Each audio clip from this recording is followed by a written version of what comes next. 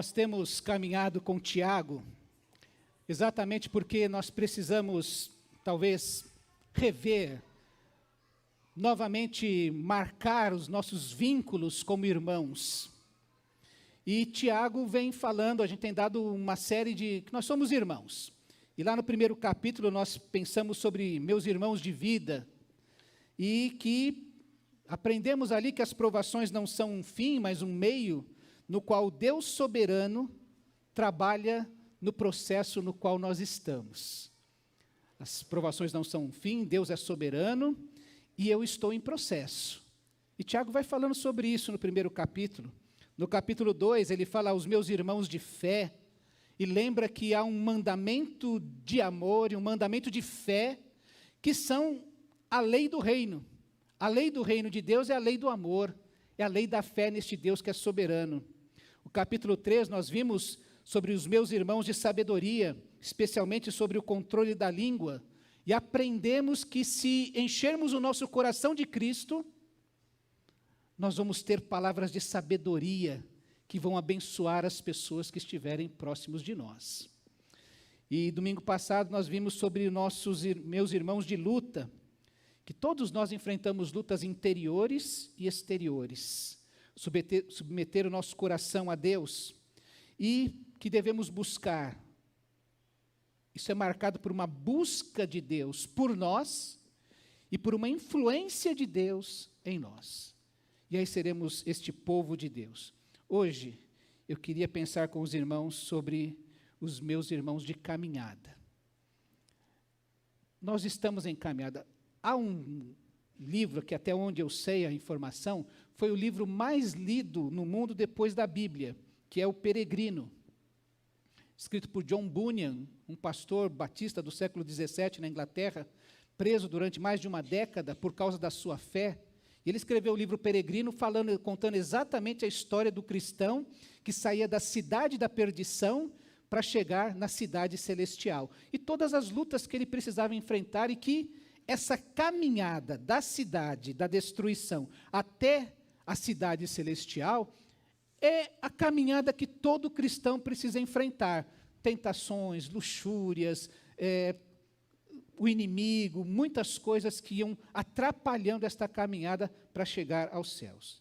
Eu queria pensar então que Tiago vai terminar a sua carta lembrando dessa caminhada que todos nós temos.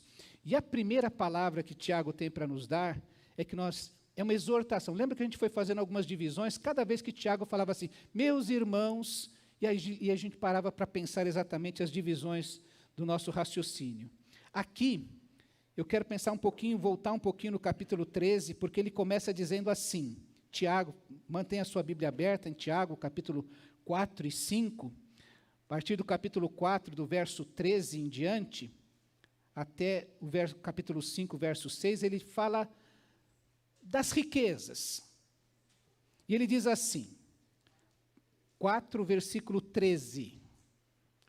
Tiago 4, versículo 13. Ouçam agora vocês que dizem, hoje ou amanhã iremos para esta ou aquela cidade, passaremos ali um ano, faremos negócios e ganharemos dinheiro. Vocês nem sabem o que acontecerá amanhã? Que é a sua vida? Vocês são como a neblina que aparece por um pouco de tempo e depois se dissipa.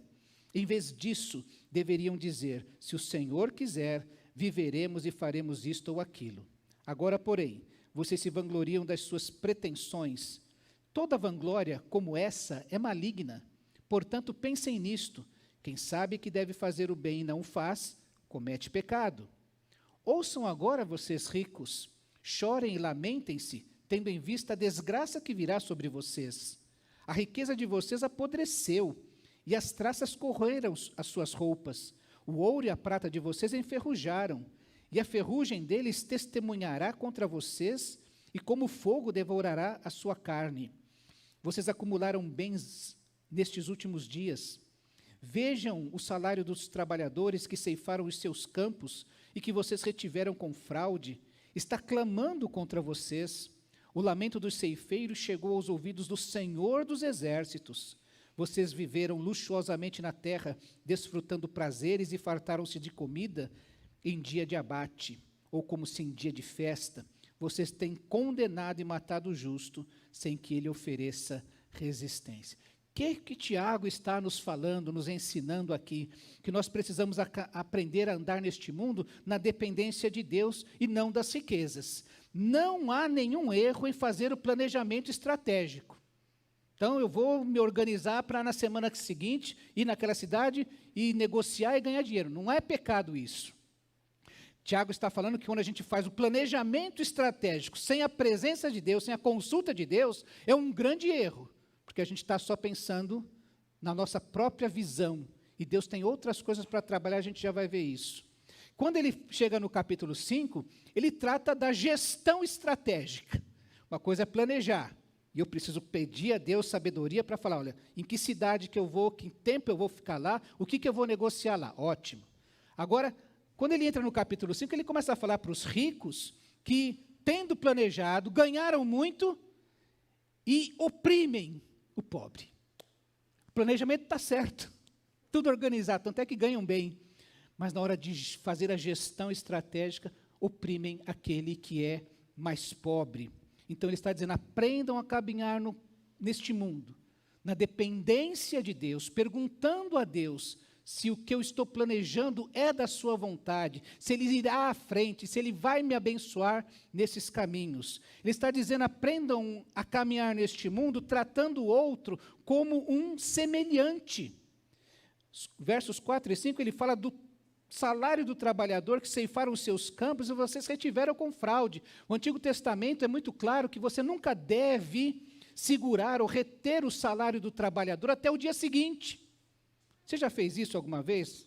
Alguém foi limpar a sua casa o dia todo, chegou no final do dia, ele entregou a chave para você e você, não consegui passar no banco, posso te pagar amanhã? Isso é pecado. A Bíblia exorta que você não deve reter nem até amanhã o salário daquela pessoa que trabalha para você. E Tiago está chamando a atenção que aquele trabalhador, que aquele ceifeiro, que era o diarista, que trabalhava por empreitada, não deve ser tratado com injustiça, e que Deus, especialmente esse Senhor dos Exércitos, desde o Antigo Testamento, tem um carinho especial pelo pobre, pela viúva, pelo estrangeiro e o órfão. São os 4 que Deus, em todos os profetas, chama a atenção. Cuidem deles. E Tiago aqui vai falar no capítulo 1, que a verdadeira religião, a religião de Deus, o nosso Pai, que Ele aceita como pura e imaculada é esta: cuidar dos órfãos e das viúvas em suas dificuldades. São os fragilizados da sociedade.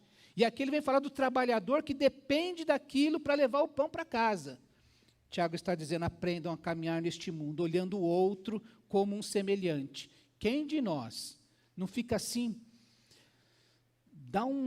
sobe um calor na gente, que fala, dia do pagamento não é 30, não é dia 5, não é o 5º dia útil? E alguém chega para você, olha, não vai dar para pagar hoje. Você quer morrer. Não é? Eu fui metalúrgico. Dava greve um negócio desse. Parava as máquinas. Que negócio é esse? Fui bancário também. Fechava a rua. Tem que pagar e dar o aumento certo. Não pode ser injusto. Você precisa olhar, porque você não vai gostar que façam isso. Não é? Então, trate o outro como você quer que você seja tratado. Tiago diz que nós precisamos aprender a usar as riquezas como serva que glorifica a Deus. Não é pecado ser rico. Pecado é ser escravo da riqueza. Pecado é achar que o dinheiro é tudo para você.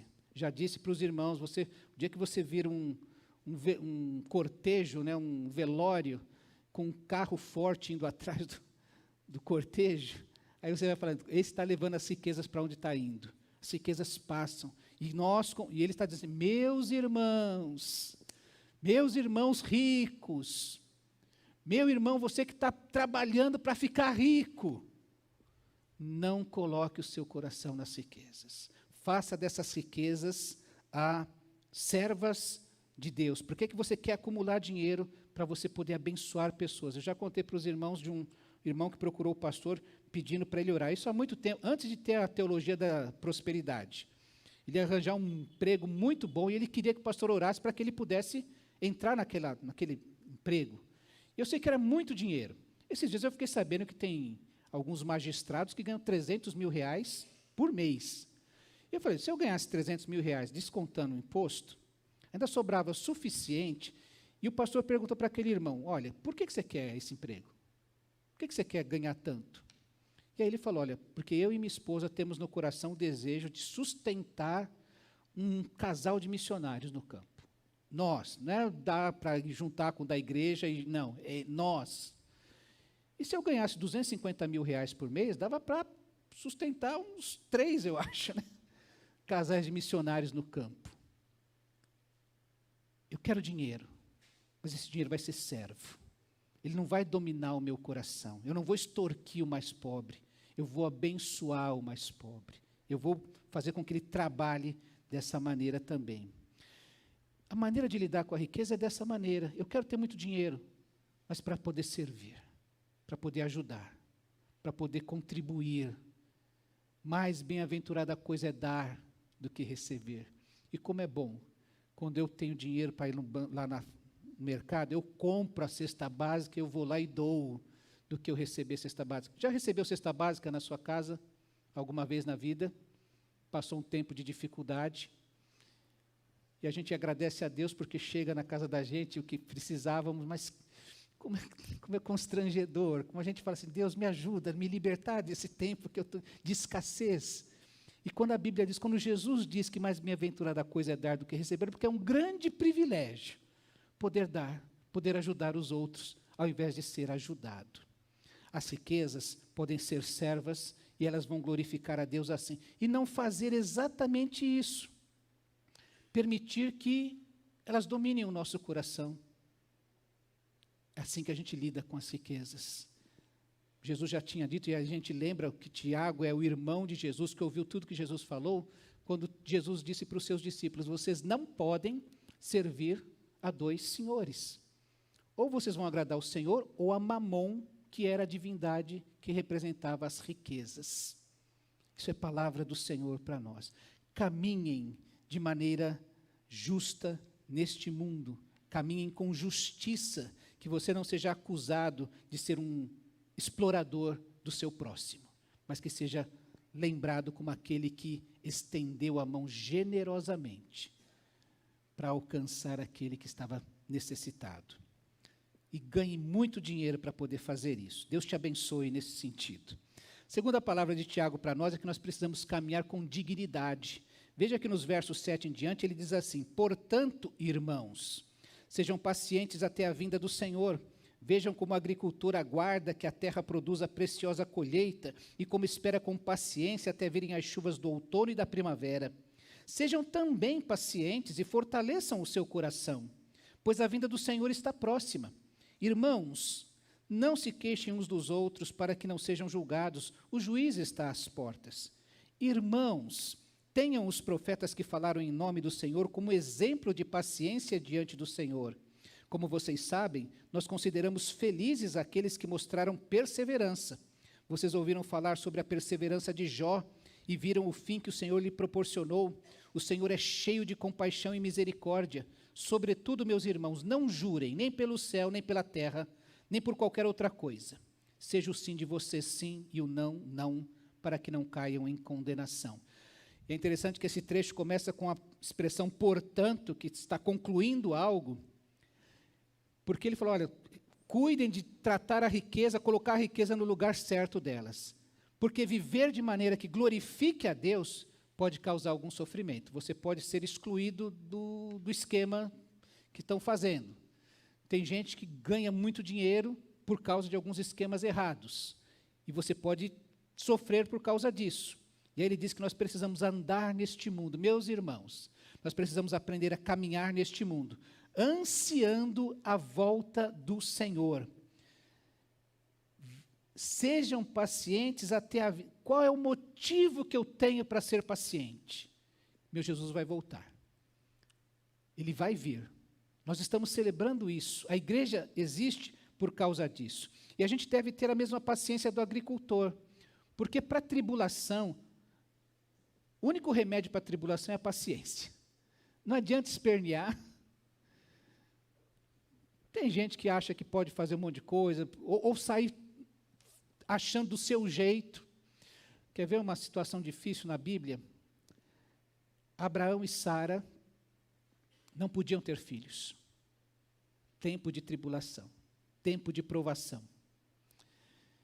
Ou você tem paciência e aguarda o tempo do Senhor, mas Senhor, eu já estou com 90 anos, minha esposa também já está velha. Ou você aguarda pacientemente o tempo do Senhor, ou você faz que nem Sara, e mete os pés pelas mãos.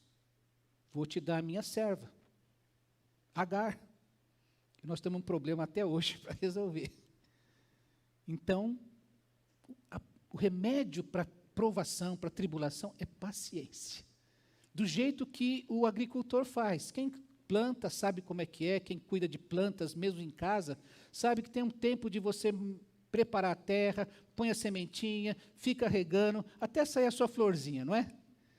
E o agricultor é a mesma coisa. Vai arar a terra, mas não vai chover agora, mas tem que arar a terra, tem que acordar cedo, arar a terra, e fazer mais um suco, outro suco, e comprar boa semente, e plantar, e assim, ó, vai chegar a hora certa que vai cair chuva sobre esse terreno, e vai dar as folhas certas, as flores, o fruto, vai acontecer.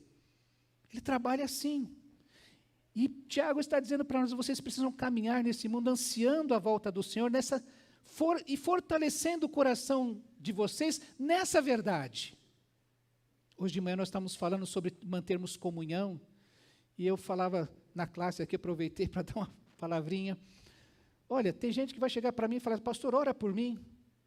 Não, mas o que você quer que eu ore? Eu quero que você ore para eu ser curado de todas as minhas doenças, poder pagar todas as minhas dívidas, e ainda, se for possível, ele vai pedir para orar para ganhar assim na Mega Sena. Não precisa ser o prêmio maior, basta um prêmio pequenininho, é capaz de pedir isso. E aí eu vou falar para ele, olha, eu não consigo orar dessa maneira. A gente não consegue ter comunhão se os motivos que você vai a Deus são esses. E Tiago está nos ensinando exatamente isso, a gente fortalecer o nosso coração na esperança da volta do Senhor. Igreja, nós estamos reunidos hoje porque Jesus, esse Jesus que morreu, derramou o seu sangue, ressuscitou, falou para a gente que ele vai voltar. Você crê nisso? Isso tem que alegrar o nosso coração. Até quando as pessoas olham para a gente e falam assim, vocês são todos uns tolos. Deus não existe. Por que ter esperança? Mas essa é a verdade que domina o nosso coração, essa esperança dos galardões que Deus nos prometeu. Lembra que Jesus, quando encontrou um jovem rico que queria saber como herdar a vida eterna, Jesus falou assim, você precisa seguir todos os mandamentos. Ele falou, eu sigo isso desde a minha mocidade. E Jesus falou o seguinte para ele, olha, então você vai, vende o que você tem, e vem e me segue. E ele foi triste, embora, porque ele falou, eu tenho muita riqueza, como assim abrir mão de tudo para te seguir? Aí os discípulos ficaram assim chocados, porque vamos lembrar que alguns deles achavam, inclusive, que Jesus poderia ser o rei de Israel, sentar no trono de Israel e gerir toda a riqueza da nação que os romanos estavam sugando. Aí Pedro, naturalmente, que era o orador da turma, Senhor, mas se ele vai deixar tudo, que ele é rico, para te seguir, nós deixamos tudo, o que a gente ganha com isso? Jesus disse assim a Pedro, Pedro, ninguém que tenha deixado pai, mãe, casas, amigos, famílias, por amor a mim, não vai receber neste mundo 100 vezes mais, neste mundo ainda, com perseguição, e no futuro a vida eterna. É a vida eterna que nos move, é a esperança de viver na eternidade, na presença do Senhor.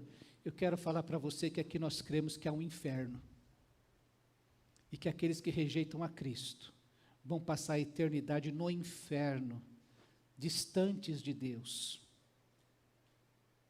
Isso é muito sério. E Tiago está falando exatamente assim, se você não aprender a caminhar neste mundo, ansiando os céus, você não vai ter medo do inferno. Então é preciso que a gente caminhe, aprenda a caminhar neste mundo, ansiando pela volta do Senhor, porque nós vamos ter a responsabilidade de prestar contas ao Senhor. Lembra que Jesus falou sobre aquela parábola dos talentos? Um servo recebeu 1 talento, outro 2, outro 5, E ele se ausentou, e ficou muito tempo distante, e quando ele voltou, ele chamou cada um deles, e aí, o que você fez com o que eu te dei? E cada um deles teve que prestar contas a Deus. E meus irmãos, nós vamos ter que chegar diante de Cristo e prestar contas. O que foi que você fez com meu filho? O que você fez com Jesus? O que você fez com a vida que eu te dei? Eu talvez podia perguntar, o que você está fazendo com a vida que Deus lhe deu? E Tiago está nos chamando exatamente a atenção que nós vamos ter que prestar contas a Deus. Por isso ele diz assim, não se comportem como juízes. Porque quando você perde tempo julgando o outro, fuçando a vida do outro, criticando o outro, querendo consertar a vida do outro, é aquilo que Jesus disse, olha, por que você fica querendo tirar o cisco do olho do teu irmão e não percebe a trave que está no seu olho? Quem julga é Deus, quem vai julgar é Deus. Então trate de prestar atenção na sua vida, porque você vai prestar contas da sua vida. Deus não vai chegar lá no céu e falar assim, Edivaldo, por que o Marcos Barbosa, eu peguei você hoje de Cristo, não vou deixar você de lado, eu vou pegar alguém daquele lado, eu não vou chegar no céu, e Deus vai chegar assim e perguntar assim, Edivaldo, por que o Wagner abandonou a fé? Eu não vou ser cobrado disso lá. Ele vai cobrar a minha vida. Ele não vai chegar lá no céu, deixa eu aproveitar, e falar assim, por que aqueles homens da sua igreja não fizeram o culto de oração na quarta-feira? Ele vai cobrar de mim, por que você não cuidou da sua casa? Tá? Cada um de nós, Tiago está nos falando isso, comportem-se como quem vai ter que prestar contas, como Jesus ensinou. Aprendam a caminhar neste mundo de maneira digna do Senhor, tendo um referencial bíblico. Quem é que é o meu referencial? São os profetas, como exemplo diante do sofrimento. Eu sei que tem gente que vira e mexe, manda um post, alguma coisa assim, ensinando, olha, que belo exemplo o Silvio Santos, como pai, como empresário, um monte de coisa. E tem homens que por aí fazem coisas muito boas, não há dúvida disso. Mas quando Tiago chama a atenção dos crentes, ele fala, meus irmãos, olhem para os profetas do Antigo Testamento. Olhem para o escritor aos Hebreus, que nós estudamos na classe de manhã, essa nuvem de testemunhas que existe, para vocês olharem e saberem que eles foram perseverantes, e veja a recompensa que eles receberam, porque Tiago diz que esse Senhor, o Senhor é cheio de compaixão e misericórdia, o Senhor é cheio de compaixão e misericórdia, significando que quem está passando por tribulação, vai ter a companhia de um Senhor cheio de compaixão e misericórdia. Olha que promessa tremenda que nós temos diante de Deus. Tiago, então, está falando, sejam firmes, alimentem o coração, fortaleçam o coração com vocês, por isso que vocês podem dar essa palavra sim, sim e não, não. Jesus, quando usou essa expressão, disse, olha, o que passar disso é de procedência maligna. E Tiago aqui afirma que nós vamos ser condenados se não ficarmos nesse sim, sim, não, não. Você é meu irmão de caminhada? Então você vai focar o seu olhar, a sua cabeça, o seu coração, nesse Deus que dirige as coisas dessa maneira. Amar este Senhor. Eu quero lembrar aqui, só para fechar esse pensamento, há uma música muito linda, que diz assim, ao amado de minha alma cantarei. Quem é o amado da sua alma? Quem é que você deu o seu coração? Vou dar aqui o spoiler do The Chosen. Já está no TikTok esse pedacinho, que eu até guardei no meu celular. Quando João Batista conversa com Jesus, eram primos, João estava pregando que ia vir o Cordeiro de Deus, ele não sabia que o primo dele era o Cordeiro de Deus. Ele estava pregando para todo mundo, arrependam-se porque o Cordeiro de Deus vai vir, o Messias virá. E ele depois precisa ser convencido de que aquele Jesus, que era primo dele, era o Messias.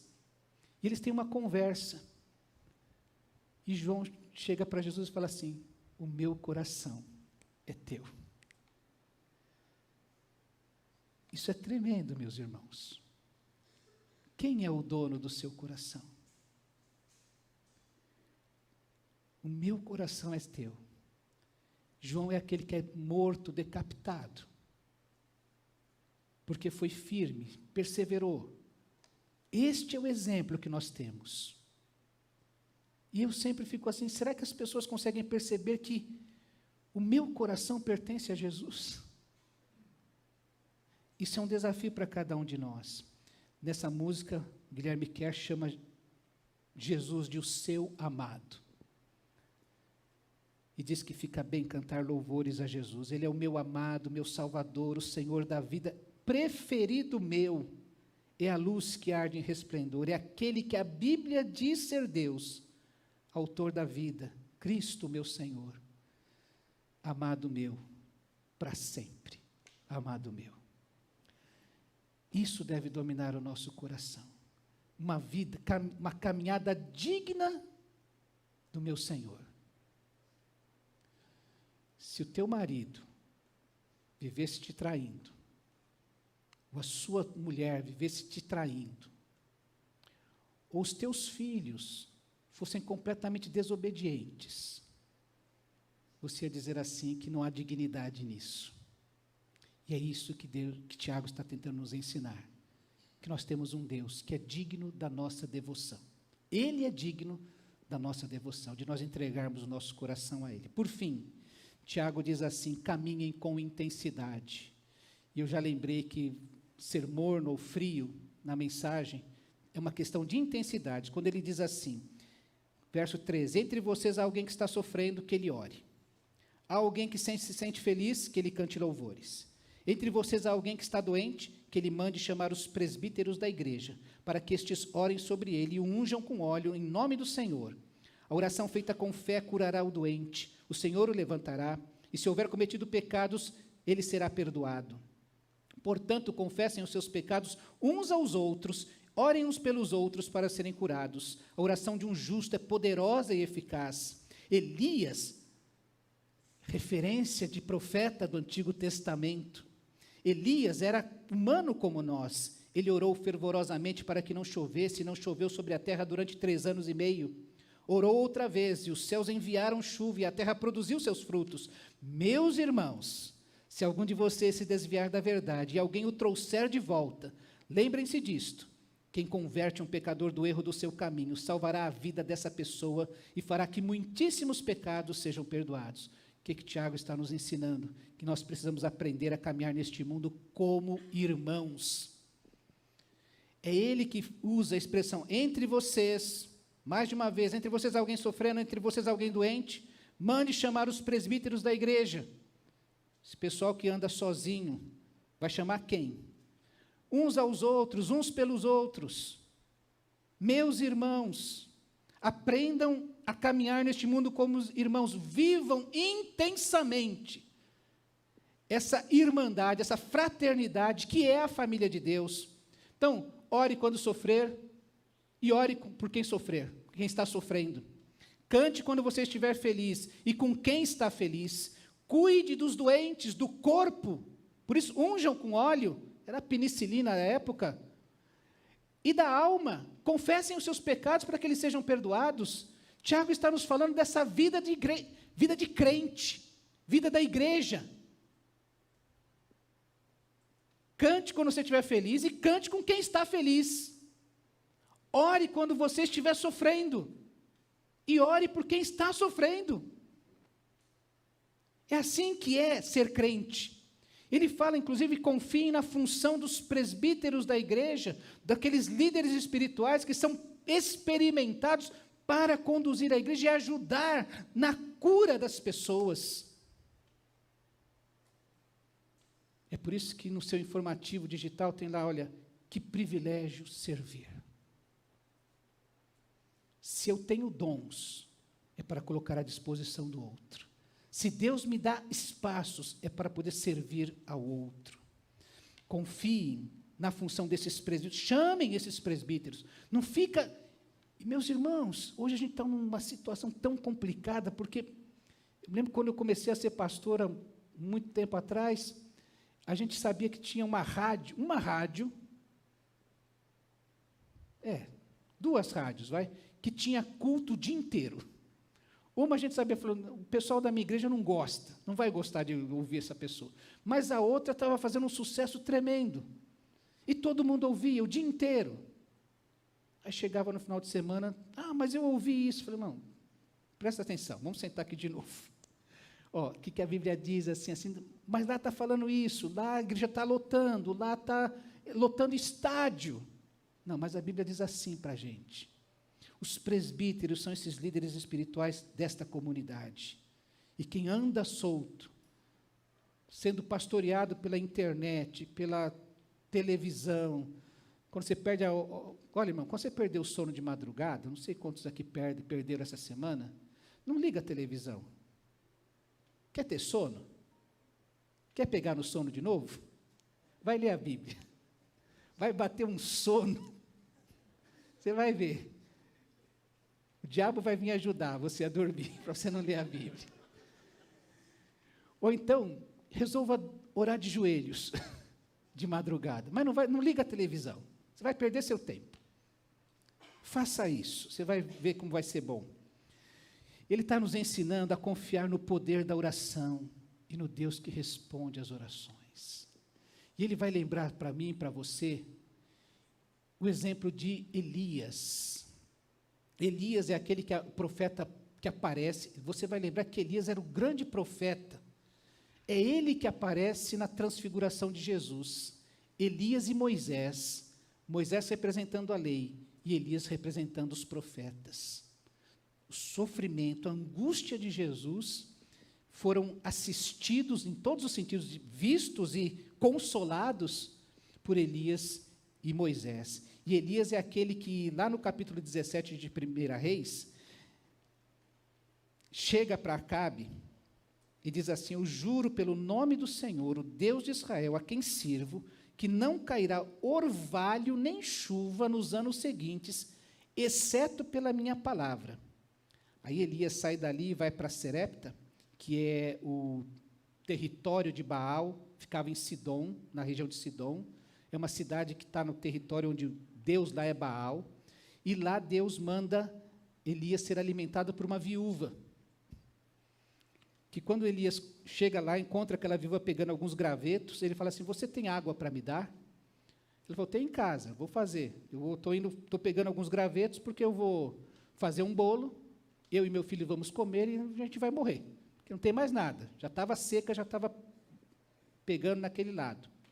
Aí Elias fala assim: não, você vai, então, faz um bolo e traz um pedaço primeiro para mim. Aliás, traz o bolo para mim. Depois você vai e faz para você e para o seu filho. Isso é um teste de fé. Elias vai, fica com aquela viúva, esse tempo todo sustentado por Deus, aí vai e tem o confronto com os 450 profetas de Baal. Deus está testando a fé daquela mulher e a fé de Elias. A fé daquela mulher porque, primeiro você dá parte do profeta de Deus, depois Deus vai te sustentar. Está provando a fé de Elias, porque fala assim: Elias, não vai chover, e você vai lá para o meio do território do Deus Baal, e fica lá, porque eu sou um Deus que manda em todos os lugares, eu sou um Deus que estou em todos os lugares, eu sou o Deus Todo-Poderoso. E tudo que Deus faz com Elias, depois daquele tempo com aquela mulher, Elias sai daquela experiência dizendo assim: não, esse Deus sabe o que faz. O filho da viúva morre, ela cobra de Elias, e Elias vai lá orar sobre o filho da viúva, e ele ressuscita. Elias passa um tempo ali fazendo um curso de fé com Deus. Quando ele volta, ele enfrenta os 450 profetas de Baal, mata todos, e depois disso, já fugindo da ira de Jezabel, que é a mulher de Acabe, é que ele vai orar 7 vezes, até que no horizonte aparece uma nuvem do tamanho de uma mão. De uma mão.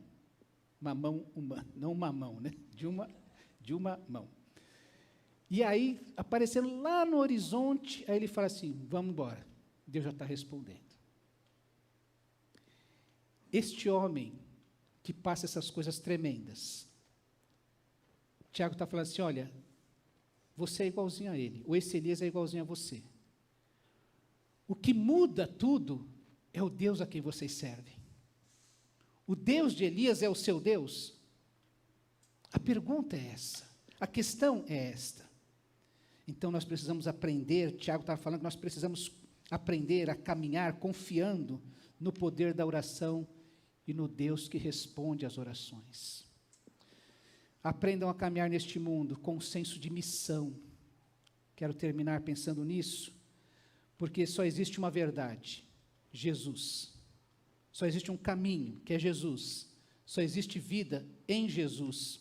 E Tiago diz, olha, quando você converter um pecador do seu caminho, você está salvando uma vida e fazendo com que muitos pecados sejam perdoados. Aprendam a caminhar neste mundo com esse senso de missão, que a nossa missão é ir atrás do pecador, é falar a verdade das Escrituras, é fazer com que essas pessoas conheçam essas verdades e estes princípios, para que eles possam ter salvação. Eu quero terminar dizendo, meus irmãos, nós estamos caminhando neste mundo. Para onde você está indo? Aonde você quer chegar? Qual é o seu caminho? Para sermos irmãos, nosso caminho precisa ser Jesus. Para sermos irmãos, o nosso alvo é essa cidade celestial. A gente vai um dia passar dessa para melhor, em nome de Jesus. Né? Você vai passar? Você já tem essa certeza no coração? Eu quero convidar você hoje a pensar, porque Tiago nos convida a isso. E hoje nós estamos celebrando isso. Que somente a este Deus que Tiago nos ensinou neste último mês, nós devemos dedicar a nossa vida, nosso louvor, a nossa devoção, os nossos planos e projetos, a maneira como gerimos os nossos negócios, a nossa vida. Eu queria convidar você a isso. Quando a igreja se reúne, ela se reúne porque ela conhece esse Deus. Foi por tudo que Jesus já fez por nós que nós nos reunimos. Por tudo que Ele já fez por nós que nós dedicamos os nossos bens, o nosso tempo, a nossa vida, os nossos planos. Porque Ele é o único Deus verdadeiro. E Ele é o único Deus que, como nós sempre dissemos, deixou seu trono de glória e decidiu sofrer no nosso lugar. A igreja é motivada pelo que Deus fez por nós, não pelo que Ele pode ainda nos dar, porque nós já lemos logo no início que Ele já deu seu Filho, não vai nos recusar nada, mas nós somos motivados, porque o nosso Deus é um Deus assim, único, só Ele, redime, restaura, revive, renova. Então nós vamos participar da celebração da ceia do Senhor agora, neste instante. Eu queria convidar aqui o irmão Antônio, irmão Marcos Moura, irmão Ricardo Tacates, irmão Mário. Dá trabalho para o irmão Mário. Porque eu recebi do Senhor o que também lhes entreguei, que o Senhor Jesus, na noite em que foi traído, pegou do pão, tendo dado graças, o partiu e disse: Este é o meu corpo que é dado em favor de vocês. Façam isso todas as vezes em memória de mim. Semelhantemente, tomou o cálice, dizendo: Este cálice é a nova aliança no meu sangue. Façam isso todas as vezes que o beberdes em memória de mim. Porque todas as vezes que comerdes do pão e beberdes do cálice, vocês anunciam a morte do Senhor, até que Ele venha. Examine-se o homem a si mesmo por causa disso, porque a mesa não é um convite para você continuar no seu pecado, mas é um convite para você se arrepender e ser envolvido pela graça que Deus nos promete. João, que nós vimos hoje pela manhã, não é? Diz que se confessarmos os nossos pecados, Ele é fiel e justo para nos perdoar os pecados e nos purificar de toda a iniquidade. E que quem faz isso é o sangue precioso de Cristo Jesus. Trazendo à memória que o nosso Deus desceu do seu trono de graça, se tornou como um de nós, um servo sofredor, veio morrer no nosso lugar, assumiu a nossa humanidade, para que a gente pudesse ter salvação. Participemos todos do pão.